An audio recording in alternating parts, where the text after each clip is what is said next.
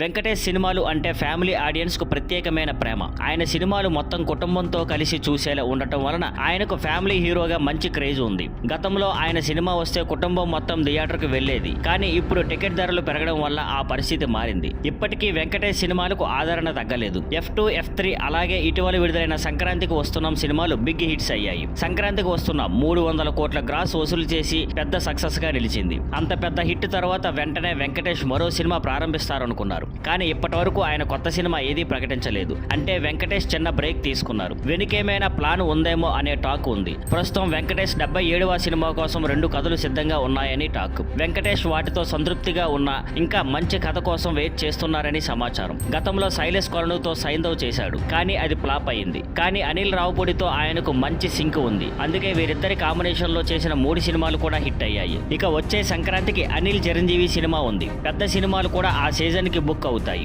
అందుకే వెంకటేష్ సినిమా సంక్రాంతికి వచ్చే ఛాన్స్ తక్కువ ఉంది. అయితే ఈ ఏడాదిలో వెంకటేష్ ఒక్క సినిమా చేస్తే అది షూటింగ్ కి 3 నెలలు చాలు అంటున్నారు. కానీ వెంకటేష్ ఎందుకు ఆలస్యం చేస్తున్నారో స్పష్టంగా తెలియదు. ఆలస్యం అమృతం అవుతుందో విషయం అవుతుందో తెలియదు. కానీ ఫ్యాన్స్ మాత్రం త్వరగా వెంకీ కొత్త సినిమా ప్రకటన కోసం ఎదురు చూస్తున్నారు. Thank you for watching. Please like, share and subscribe.